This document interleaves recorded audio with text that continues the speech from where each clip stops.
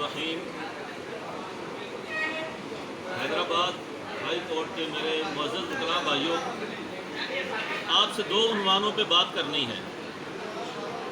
ایک عنوان ہے ختم نبوت کا اور ایک عنوان ہے اسلام آباد ہائی کورٹ بار کا۔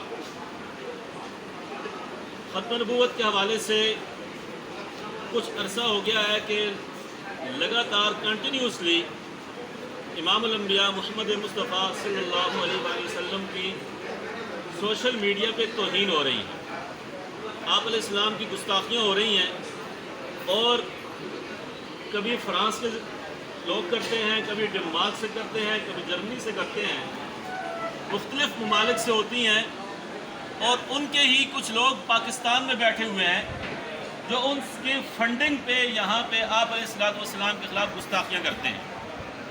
2017 میں یہ گستاخیوں کا سلسلہ بہت آگے بڑھ گیا تھا، تو ہم نے اسلام آباد ہائی کورٹ میں ایک ریٹ پٹیشن فائل کی، جس پہ شوکت عزیز صدیقی صاحب نے ڈائریکشن پاس کی، FIR ہوئی، اور اس کے اندر 8 اکیوز نامزد ہوئے، 8 میں سے 4 فرانس بھاگ گئے اور 4 اریسٹ ہوئے۔ جو 4 اریسٹ ہوئے ان میں سے 2 کراچی سے اریسٹ ہوئے۔ کراچی والوں نے رنگیلا رسول کتاب جو راجپال ہندو نے لکھی تھی، جسے غازی الدین شہید نے واصل جہنم کیا تھا، اس کتاب کو اردو میں ٹرانسلیٹ کر کے اپلوڈ کیا سوشل میڈیا پہ۔ اسی طریقے سے ایک اور گستاخ تھا جس نے نبوت کا دعویٰ کیا۔ وہ کیس ہمارا ٹرائل چلتا رہا۔ پچھلے مہینے کی 8 تاریخ کو الحمدللہ اسلام آباد دہشت گردی کورٹ سے ان تینوں گستاخان کو ہم نے سزائے موت دلوائی۔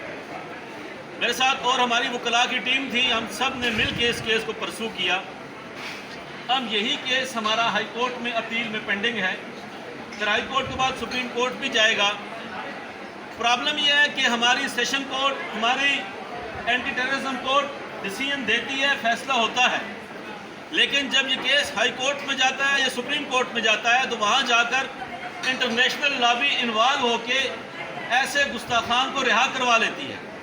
اس سے پہلے جیسے ہسٹری ہے، آسیہ ملہونہ کو رہا کروایا گیا، ایسے ہمیں ان کا بھی خطرہ ہے کہ ان کو بھی رہا کروا لیا جائے گا، یا اس کی کوششیں ہو رہی ہیں۔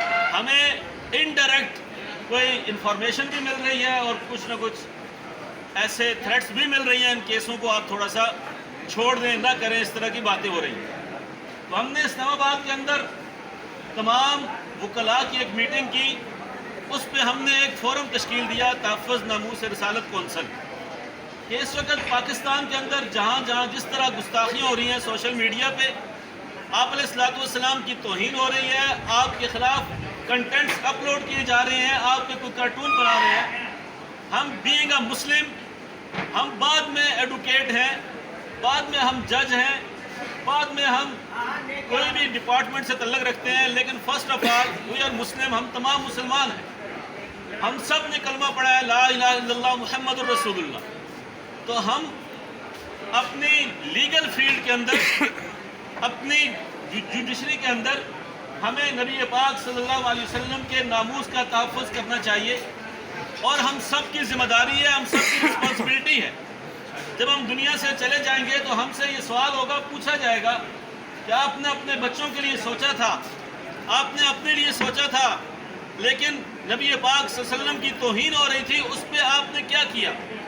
تو ایک تو آپ کو میں یہ دعوت دیتا ہوں کہ آپ اس طرح کے کیسز میں جہاں پر گستاخیاں ہوں، نبی پاک صلی اللہ علیہ وسلم کی گستاخی ہو، وہاں پر آپ ہمارا ساتھ دیں۔ ہم پورے پاکستان کے اندر ان کو پرسو کریں گے۔ جب ہمارے اس کیس کا فیصلہ آیا، مجھے وائس آف امریکہ سے کال آئی، وائس آف برطانیہ سے کال آئی کہ آپ کون ہیں، آپ نے یہ کیس کیا؟ میں نے بتایا جی میں ایک وکیل ہوں، میں ایک ایڈوکیٹ ہوں، میں ایک لائر ہوں، میں نے کیس کیا، میرا کسی گروپ سے تعلق نہیں، میرا کسی مسلک سے تعلق نہیں، بینگ اے مسلم کیا، اور میرٹ پہ تمام ایویڈنس ریکارڈ ہوئی، تمام وٹنسز آئے، کراس ایگزامینیشن ہوئی، تمام فرانسک، کیونکہ یہ ورلڈ کا پہلا کیس تھا کہ جس میں 3 گستاخان رسول کو بیک وقت ڈیتھ پنشمنٹ ہوئی، اور یہ پہلا کیس تھا سائبر کرائم ایکٹ کا کہ جس میں 3 گستاخان کو پہلی دفعہ سزا ہوئی اکٹھی۔ میں نے کہا جی ہم تو وکیل ہیں، ہم نے کیس کیا، میرٹ پہ سزا ہوئی، تو ہمیں بحیثیت وکیل، بحیثیت مسلمان نبی پاک صلی اللہ علیہ وسلم کے ناموس کا تحفظ کرنا چاہیے. ہمیں ان کیسوں میں اپنے آپ کو پیش کرنا چاہیے. مجھے امید ہے کہ انشاءاللہ آپ جب بھی اس طرح کا کوئی معاملہ ہوگا ہم یہاں کے وکلاء بھائیوں کے تھرو آپ سے رابطہ کریں گے. اب میں اسلام آباد بیٹھا ہوں، میرے ساتھ لاہور کے وکلاء کی ٹیم ہے ختم نبوت لائر فورم کی. ابھی کل ہمارا مشرف فروز بار میں پروگرام تھا اور پرسوں ہمارا سکھر تھا، کل کراچی بار میں ہے. تو ہم یہی تمام وکلاء بھائیوں کو یہ بتا رہے ہیں کہ بھائی ہم ضرور وکیل ہیں، ہم ضرور انتہائی ہانیسٹی سے اپنے کلائنٹ کو فیور دیتے ہیں، ان کے حقوق کو پروٹیکٹ کرتے ہیں. لیکن جہاں پہ ہمارے لیے ایک اچھا وکیل ہونا ضروری ہے، اس کے ساتھ ساتھ ہمیں اچھا مسلمان ہونا ضروری ہے. ہمیں ختم نبوت پہ خود بھی عقیدہ ہے ہمارا، اور ناموس رسالت کا تحفظ کرنا یہ ہمارا ایمانی فرض ہے. اب ایک گستاخ جو غلط عقیدے کے ہیں، غلط نظریے کے ہیں، وہ اپنے نظریات ہمارے اوپر لاگو کرتے ہیں. ہمارا ملک جو لا الہ الا اللہ محمد الرسول اللہ کی بنیاد پہ بنا، اور بنانے والا بھی سب سے پہلے وکیل تھا، ہمیں اس پہ فخر ہے.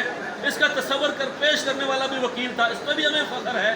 تو آج ہمیں بحیثیت مسلمان اپنے آقا و مولا محمد الرسول اللہ صلی اللہ علیہ وآلہ وسلم کے ناموس کا تحفظ بھی قانونی طور پہ کرنا چاہیے. کرنا چاہیے نہیں کرنا چاہیے؟ سائبر کرائم ایکٹ ہے، آپ لوگ پڑھتے ہیں ماشاءاللہ، آپ ہم سے زیادہ کمپیٹنٹ ہیں. آپ دیکھیں کہ سائبر کرائم ایکٹ اس لیے بنایا گیا کہ اس کے اندر جو جدید قسم کی سوشل میڈیا پہ توہین ہو رہی ہے اسے کنٹرول کیا جائے. لیکن افسوس یہ ہے کہ سائبر کرائم ایکٹ جب بنایا گیا اس کمیٹی کا ہیڈ ایک قادیانی تھا.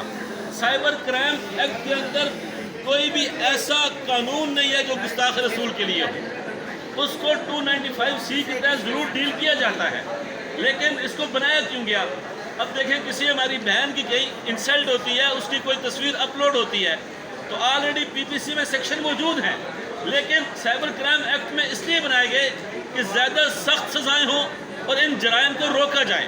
لیکن ہمارا جو سائبر کرائم ایکٹ ہے اس میں گستاخ رسول کی سزا کوئی نہیں، اس میں گستاخ اہل بیت کی سزا کوئی نہیں، قرآن پاک کی توہین کرنے والے کی سزا کوئی نہیں. اور میں آپ سے یہ بھی آپ کے سامنے بتانا چاہتا ہوں کہ اللہ تعالیٰ کی توہین کی سزا پاکستان کے کسی قانون میں نہیں ہے. اللہ تعالیٰ کے توہین کی سزا کسی قانون میں نہیں ہے. ابھی جو ہم نے کیس کیا 4 ملزم تھے، ان میں سے ایک پروفیسر تھا، اس نے اللہ تعالیٰ کی توہین کی، اس کو 295A کے تحت 10 ایئرز پنشمنٹ ہوئی کہ باقاعدہ اسپیسیفک اس میں کوئی قانون نہیں ہے. تو میرے وکیل بھائیوں، ہم لیگل فرٹرنٹی ہیں، ہمیں یہ چاہیے کہ ہم قانون کے فیلڈ میں، ہم لیگل فیلڈ میں ناموس رسالت کا تحفظ کریں. سائبر کرائم ایکٹ میں ہم اس قانون کو شامل کروائیں. اور انٹرنیشنل لا آپ نے پڑھا ہے، انٹرنیشنل لا ہر طرح کا موجود ہے، ہر طرح کے کرمنل کا موجود ہے، لیکن بلاسفیمی کا قانون انٹرنیشنل موجود نہیں ہے، ناموس رسالت کا قانون موجود نہیں ہے. آج ایک آدمی فرانس میں بیٹھ کے گستاخی کرتا ہے، ہم یہاں ریٹ پٹیشن فائل کرتے ہیں، آنریبل ججز صاحبان کہتے ہیں کہ یہ ہماری جورسڈکشن میں نہیں آتا. ہمارے ادارے، ہمارا FIA ایک اپلیکیشن موو کرتا ہے کہ ہمیں آپ بتائیں جی کہ اس نے یہ چیز اپلوڈ کی یا نہیں کی. انٹرنیشنل سطح پہ بھی، بین الاقوامی سطح پہ بھی اس قانون کو بنانے کی ضرورت ہے، اور ہمیں اس کو آگے بڑھانا ہوگا، کرنا ہوگا. یہ علماء نہیں کر سکتے، یہ عوام نہیں کر سکتی، یہ وہی لوگ کر سکتے ہیں جو اس فیلڈ کے ہیں، جو اس کو سمجھتے ہیں، اور وہ آپ ہیں، وہ میں ہوں. تو ہم سب نے مل کے انشاءاللہ اس پہ کام کرنا ہے. آپ سے گزارش ہے کہ آپ اپنی قیمتی آراء ہمیں دیں، ہماری رہنمائی کریں، ہمارے ساتھ تعاون کریں، اور یہ ہماری سب کی نجات کا ذریعہ ہو.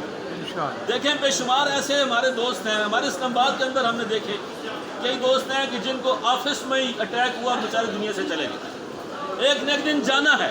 ہم لوگوں کی فائلیں اٹھا کے کیس کر کے چلے جائیں گے ایسے ہی. تو ہم بینگ اے مسلم جو ہماری رسپانسبلٹی ہے وہ بھی ہم دیکھیں کہ دنیا کی فائلیں تو ہم پڑھتے ہیں، آخرت کی فائل کا بھی ہم سوچیں، آخرت کی فائل بھی ہم سیدھی کریں، تاکہ وہاں بھی ہماری کامیابی ہو، وہاں کے جو ڈیسیجن آئے وہ بھی ہمارے حق میں ہو. ہم کوئی بیل کرا لیتے ہیں، اب بیل ہمارا کوئی بھی کلائنٹ ہے اس کی ہے، لیکن ہم خوش ہوتے ہیں. ہمارا اپیل کا کوئی ڈیسیجن ہمارے حق میں آئے، ہم خوش ہوتے ہیں. ہماری کوئی मर्डर ट्रायल का डिसीजन हमारे हक में, हमें बड़ी खुशी होती है।